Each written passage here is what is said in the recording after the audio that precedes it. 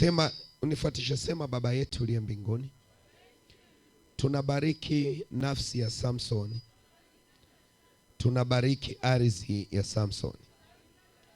Imeandikwa, kwa vinywa vimoja walitamka mamoja, na hakuna aliyepotea, wote walifanikiwa chini ya mitume. Neno la Mungu likatawala, na watu wakapata faida, wakatajirishwa zaidi ya walivyokuwa wanaingia. Tunaitamkia ardhi hii ikawe harufu njema, ikawe ni harufu ya utajiri. Tunaitabiria kwa damu ya Yesu. Damu ile ilimwagika Golgotha, ikafuta mauti. Ardhi hii itamzaria baraka, utulivu, amani, pembe zote nne, kama ilivyoandikwa Ufunuo 21. Mlango wa mashariki ulikuwa na milango mitatu na malaika watatu.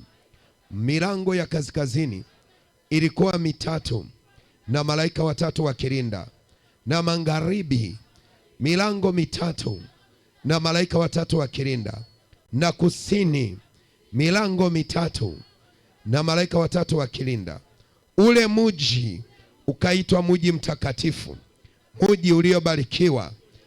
Mungu, tunafungua milango ya mbinguni iwe ni umande, nyeshe mvua za baraka, na ardhi hii ikawe umande. Aingiapo anapotoka aone baraka, aone faida kupitia ili agano. Mji nao ukaria, hautazaa mapoza, kwa damu ya Yesu aliye hai. Hautazaa mapoza, kwa damu ya Yesu iliyo hai. Hautazaa mapoza, kwa damu ya Yesu aliye hai.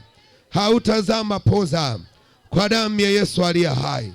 Wivu wako Mungu nishindie zaidi kwenye mipaka yangu, kwenye mashamba yangu, kupitia sadaka hii ikomboe kila kitu kilichokufa.